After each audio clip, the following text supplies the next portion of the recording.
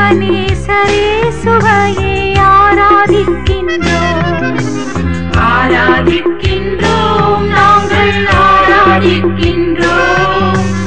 ஆத்மநேசரேசுவையே ஆராதிக்கின்றோம், ஆராதிக்கின்றோம், நாங்கள் ஆராதிக்கின்றோம். உண்மையிலும் ஆவியிலும் ஆராதிக்கின்றோம், ஆராதிக்கின்றோம், நாங்கள் ஆராதிக்கின்றோம். உண்மையிலும் ஆவியிலும் ஆராதிக்கின்றோம்.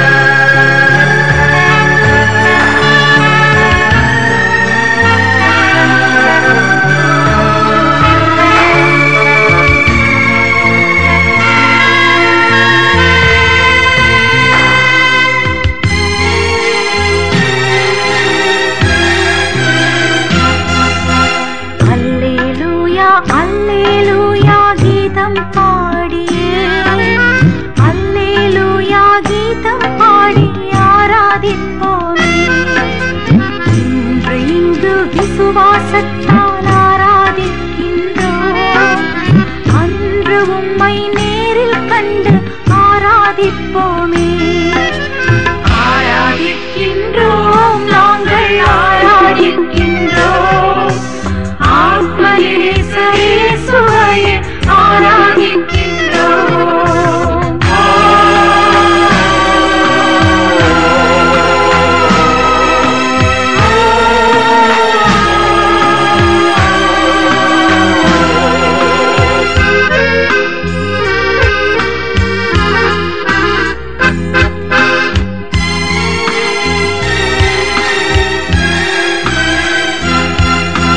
வானோரெல்லாம் ஆராதிக்கும் பரிசுத்தரே, ஆனந்தமாய் உந்தன் மக்கள் ஆராதிக்கின்றோம். விலங்குகளுடையும் பாவங்கள் தீரும் ஆராதனையாலே, கோட்டைகள் தகரும் கொடுமைகள் தீரும் ஆராதனையாலே. ஆராதிக்கின்றோம், நாங்கள் ஆராதிக்கின்றோம். ஆத்மநேசரேசுவையே ஆராதிக்கின்றோம்.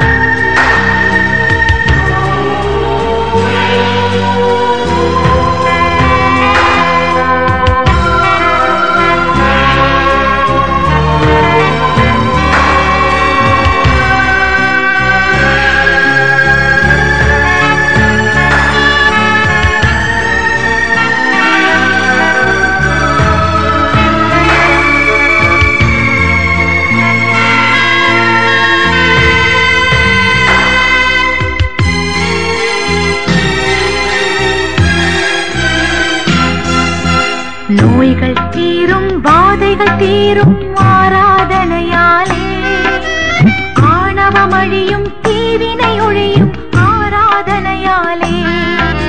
சிறைப்பட்ட அப்போஸ்தலர் ஆராதித்ததால், திருவருளாலே விலங்குகள் தகர விடுதலையானாரே. ஆராதிக்கின்றோம், நாங்கள் ஆராதிக்கின்றோம்.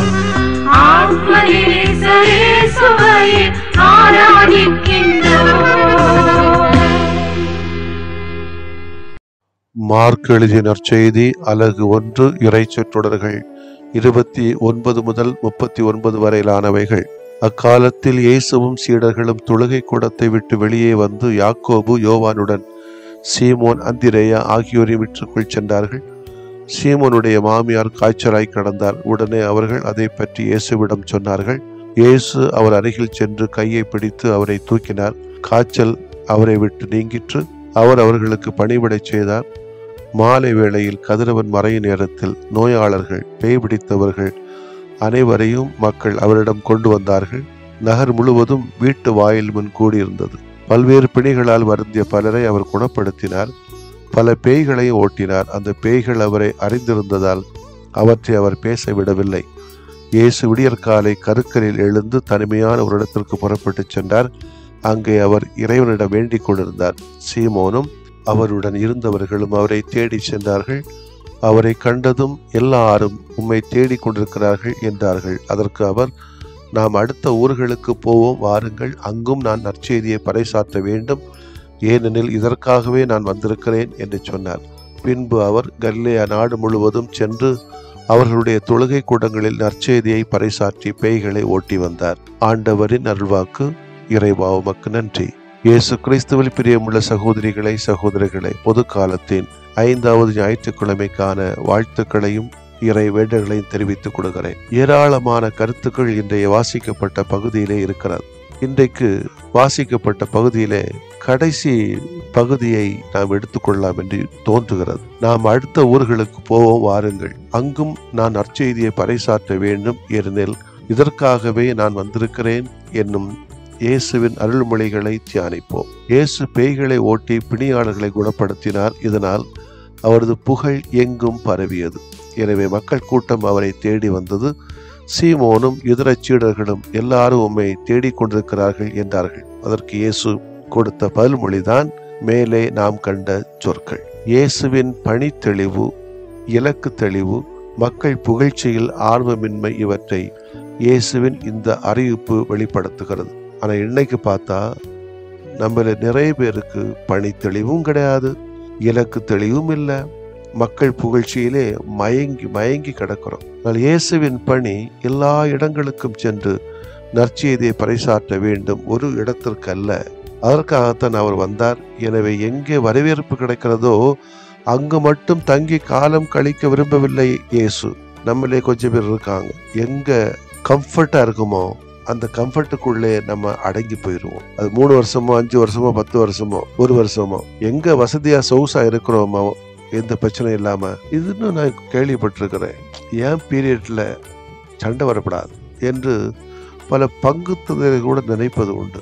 அப்ப சொகுசா உட்காந்துட்டு அந்த ஊர்ல பல நாட்கள் இருக்கலாம் அப்படின்னு. இது இயேசுனுடைய பாணியும் பார்வையும் அல்ல.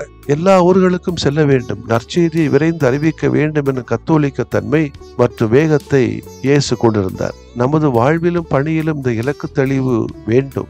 எதற்காக நாம் இந்த உலகிலே வாழ்கிறோம், எதற்காக இந்த பணி நமக்கு தரப்பட்டுள்ளது என்னும் தெளிவோடு நமது வாழ்வும் பணியும் அமையட்டும். என்ன, எல்லாரும் உங்களை தேடிக்கொண்டிருக்கிறார்களா? எல்லாரும் உங்களை தேடுகிறார்கள் என்றால் உங்களுக்கும் உங்களை படைத்த இறைவனுக்கும் மகிழ்ச்சி அல்லவா? உங்களால் அவர்கள் எல்லாரும் பல நன்மைகளை அடைந்துள்ளதால், அடைய விரும்புவதால் உங்களை தேடுகிறார்கள். இயேசுவை எல்லாரும் தேடின காரணம் அவரது போதனை புது வாழ்வுக்கு புரட்சியின் பாதை அமைத்தது. அவர் தொட்டவர்கள் வாழ்க்கை துலங்கியது. பல்வேறு பிணிகளில் வருந்தியவர்கள் குணமடைந்தார்கள், பேய்களை விரட்டினார்கள், மனம் நொந்தவர்கள் நொடிந்தவர்கள் அவரின் நற்செய்தியால் ஆறுதல் பெற்றனர். பல ஊர்கள் நகரங்கள் பலனடைந்தன. தேட மாட்டாங்களா பின்ன? இப்படி இருந்தாலும் தனிமையான இடத்திலே இறைவனை வேண்டுவதற்காக ஒதுங்கி சென்றார் என்பதும் புரிகிறது. பகலில் தொழுகை கூடம், மக்கள் கூடுமிடங்களில் நற்செய்தி அறிவித்து நோயை குணமாக்கி பேயை விரட்டி வந்தார். மாலை வேளைகளிலே மக்கள் கூடுமிடங்கள், தங்கும் வீடுகளில் நற்செய்தி அறிவித்து நோயை குணமாக்கி வந்தார். இவ்வாறு நாள் முழுவதும் மக்களுக்காக செலவிட்டதால் எல்லோரும் அவரை தேடினார்கள் என்பது உண்மை. ஏழை மக்களுக்காக நம்முடைய வாழ்க்கையின் நேரங்களையும் பணங்களையும் செலவிட்டு பார்த்தால் தெரியும், எல்லோரும் நம்மை தேடுவார்கள். நாமும் மகிழ்ச்சி அடைவோம், அந்த மக்கள் மகிழ்ச்சி அடைவார்கள். இங்கேதான் ஆண்டவனும் மகிழ்வார் என்பது உண்மை. இன்றைக்கு நம்முடைய பணிகளை திருச்சபையில பார்க்கிற சமயத்துல ஆபீஸ் ஒர்க் கூடி போச்சு, அலுவலக பணிகள். நம்மள ஒரு தாசில்தாரா பார்க்க ஆரம்பிச்சிட்டாங்க. இன்னும் சில பேருக்கு சில சாமியானங்களை ஒரு கன்ஸ்ட்ரக்டரா, ஒரு சிவில் இன்ஜினியரா பார்க்குறாங்க. எங்கே போனாலும் கோயில் கட்டணும், குறிச்சொடி கட்டணும், கொடிமரம் கட்டணும், சவுறு கட்டணும், அது கட்டணும், இது கட்டணும். அதோட இல்லைன்னா சில பேர் ஊர் சுத்தணும்னு தெரிவான். வீடு சந்திப்போ இல்லம் சந்திப்போ தனிப்பட்ட தன்மை என்ன அது தெளிவில்லை. நோயாளிகளை சந்திப்பதற்கு நேரமில்லை, இல்லங்களை சந்திப்பதற்கு நேரமில்லை, பிரச்சனையாக இருக்கக்கூடிய குடும்பங்களை சந்திப்பதற்கு நேரமில்லை. ஒருவேளை அப்படி ஹவுஸ் விசிட்டிங் போனாலும் யாராவது பார்த்தாங்கன்னா இப்ப என்ன கேட்கறாங்கன்னா, சாமிக்கு நேரம் போகலையா, ஓ அதான் இங்க வரீங்களோ என்று கூட நக்கல் பண்ற ஆட்களும் கூட இன்னைக்கு இருக்கிறான்.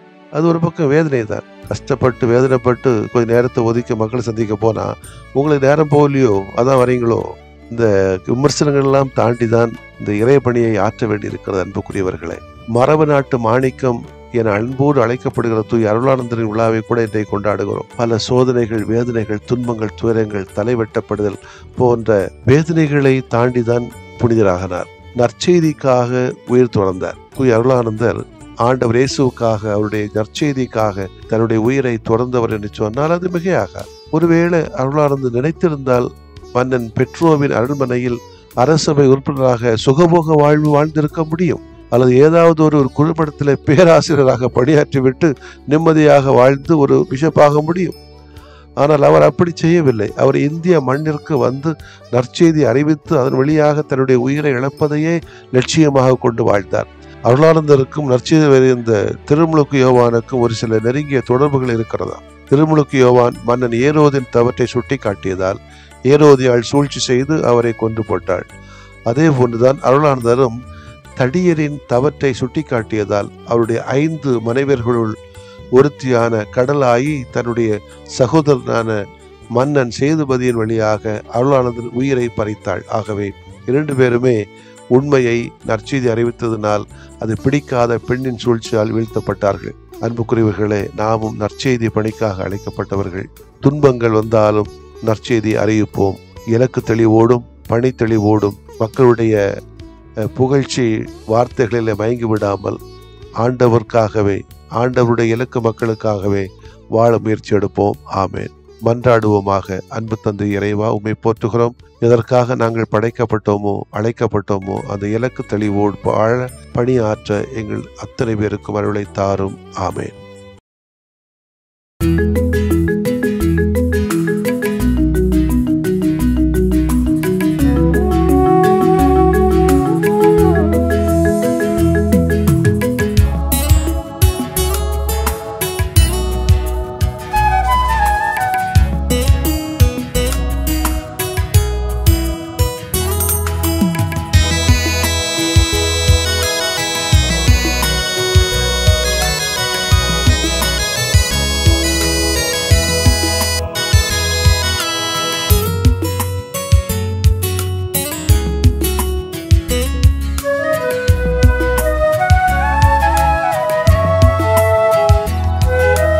ஒரு வார்த்தை சொன்னாலே நலமாகுமே, மனம் இறங்கும் ஆண்டவரே.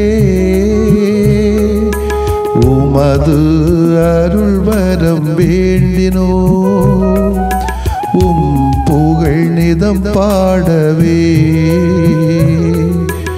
உமது அருள் வரம் வேண்டினோ, உம் புகழ் நிதம் பாடவே. ஒரு வார்த்தை சொன்னாலே நலமாகுமே, மனம் இறங்கும் ஆண்டவரே. உமது அருள் வரம் வேண்டினோ, உம் புகழ் நிதம் பாடவே. உமது அருள் வரம் வேண்டினோ, உம் புகழ் நிதம் பாடவே.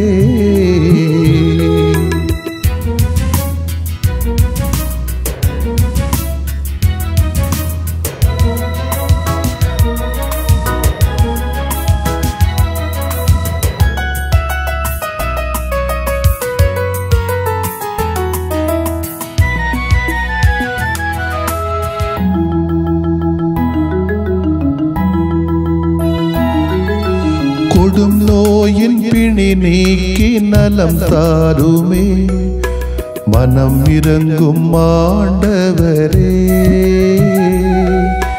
கடன் தொல்லை சுமை நீக்கி உடன் வாருமே மனம் இறங்கும் ஆண்டவரே கொடும் நோயின் பிணி நீக்கி நலம் தாருமே மனம் இறங்கும் ஆண்டவரே கடன் தொல்லை சுமை நீக்கி உடன் வாருமே மனம் இறங்கும் ஆண்டவரே உறவிழந்து போனாலும் மனம் சோர்ந்து போனாலும் உறவிழந்து போனாலும் மனம் சோர்ந்து போனாலும் உடனிருந்து பலம் தாருமே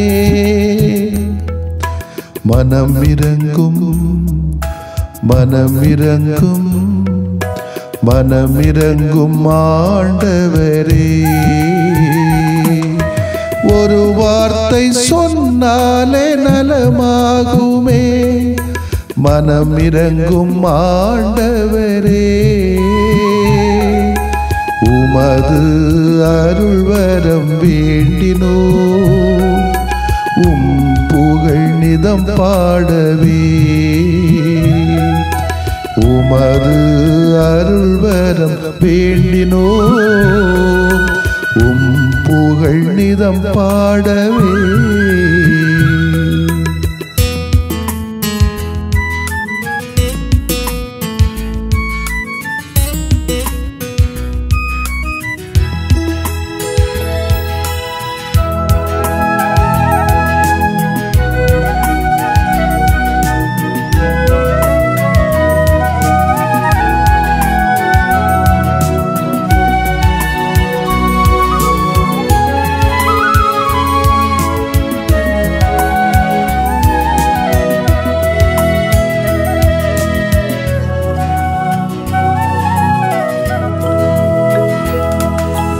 இருள் போக்கி இனி வாழ்வில் ஒளி தாருமே மனம் இறங்கும் ஆண்டவரே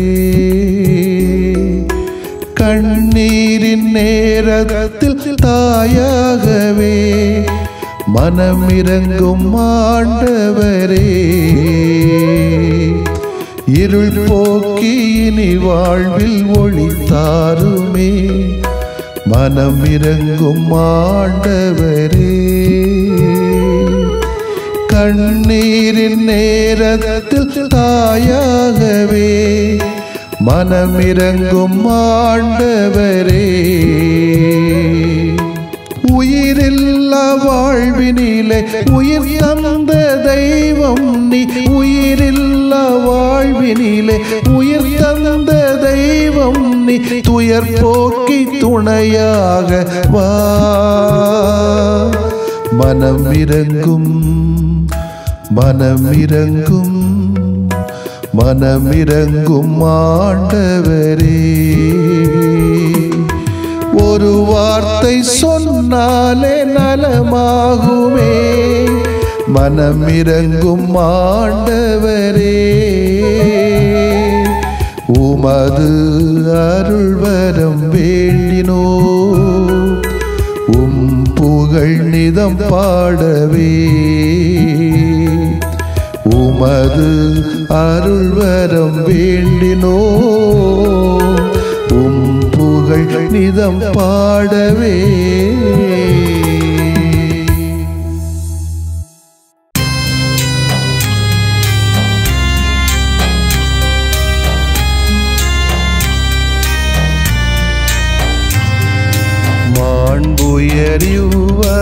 மாண்புயரிவருள்ளடையாளத்தை தாழ்ந்து பணிந்து ஆராதிப்போம் பழைய நியம முறைகள் அனைத்தும் இனி மறைந்து முடிவு பெறுக புதிய நியம முறைகள் வருக புலன்களாலே மனிதன் இதனை அறிய இயலா குறைகள் நீக்க நம்பிக்கையின் உதவி பெறுக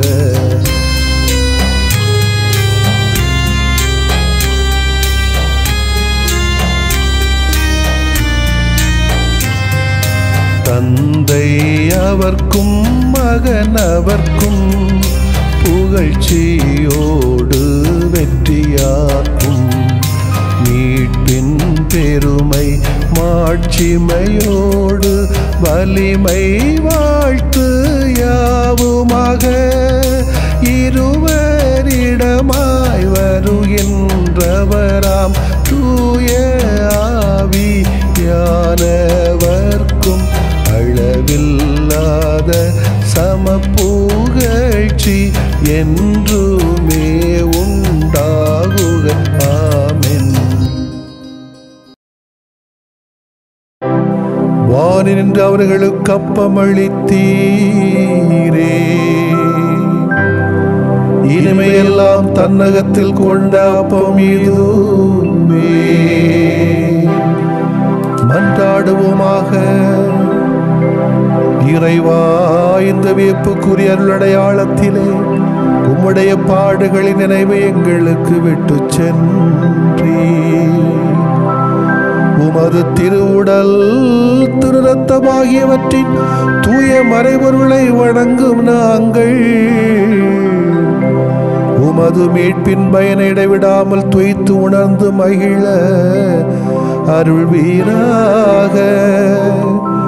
தந்தையாகிய இறைவனோடு தூய ஆவியாரை ஒன்றிப்பில் இறைவனாய் என்றென்றும் வாழ்ந்து ஆட்சி செய்கின்ற உம்மை மன்றாடுகின்றோ.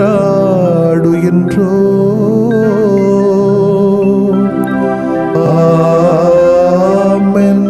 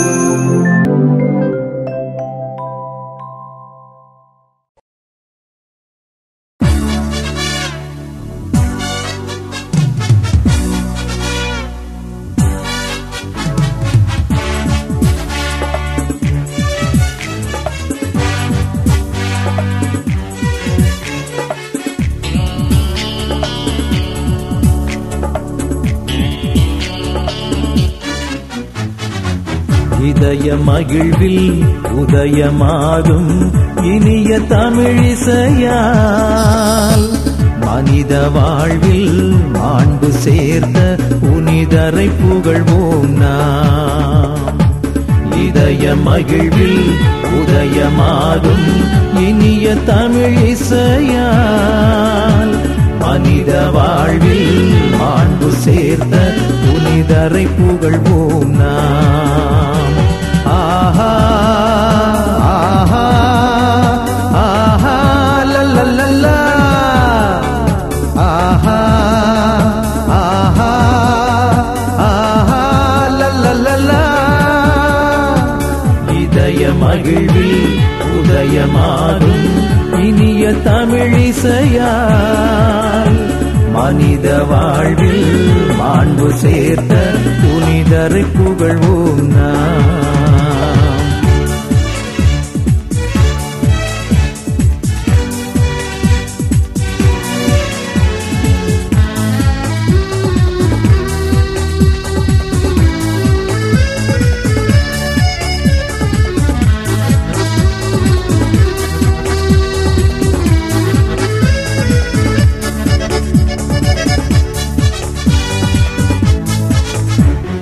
புனிதர்கள் மனிதர் மாதிரியாம், அவர் புவி வாழ்வு சரித்திர சாதனையாம். கடவுளின் விருப்பம் ஏற்றவராம், தம் கடமை பிறர்பணி என்றவராம். துணிந்து ஏற்றார் நம் புனிதர், அதை பணிந்து ஏற்கும் நம் சபையோ. துணிந்து ஏற்றார் நம் புனிதர், அதை பணிந்து ஏற்கும் நம் சபையோர். நாம் தேசத்தில் நேசத்தின் சாட்சிகளாம், நம் தேடல்கள் இறைமையின் காட்சிகளாம்.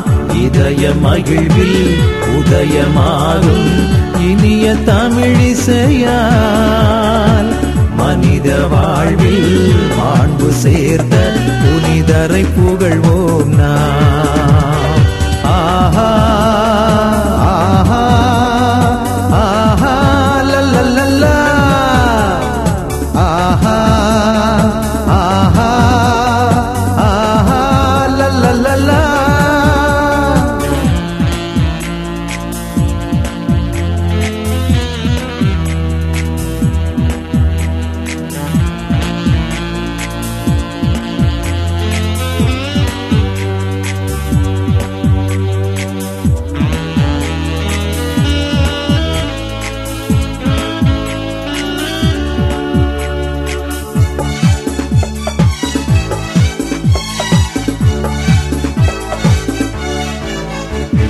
தாய் போல் இதயம் தனில் கொண்டு நம்மை தயவாய் காக்கும் அன்பு புனிதர்.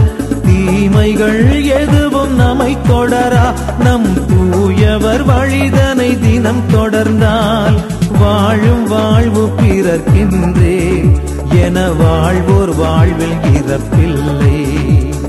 வாழும் வாழ்வு பிறர்க்கின்றே என வாழ்வோர் வாழ்வில் இறப்பில்லை. இங்கு வாழ்ந்திடும் நாம் எல்லாம் இறை கரங்கள் நம்மை வாழ்த்திடும் இறைவனின் அருள் வரங்கள். இதய மகிழ்வில் உதயமாகும் இனிய தமிழிசையால் மனித வாழ்வில் மாண்பு சேர்த்த புனிதரை புகழ்வோம் நாம். இதய மகிழ்வில் உதயமாகும் இனிய தமிழிசையால் மனித வாழ்வில் மாண்பு சேர்த்த புனிதரை புகழ்வோம் நாம். ஆஹா ஆஹா ஆஹா லல்லல்லா ஆஹா ஆஹா ஆஹா லல்லல்லா. இதய மகிழ்வில் உதயமாகும் இனிய தமிழிசையால் மனித வாழ்வில் மாண்பு சேர்த்த புனிதரை புகழ்வோம் நாம். புனிதரை புகழ்வோம் நாம். நிலையான புகழுக்குரிய தூய இறை நன்மைக்கு எல்லா காலமும் தொழுகையும் புகழும் போற்றியும் ஆட்சிமையும் உண்டாக கடவது. போற்றியும் ஆட்சிமையும் உண்டாக கடவது. தந்தை மகன் தூய ஆவியாரின் பெயராலே ஆமென்.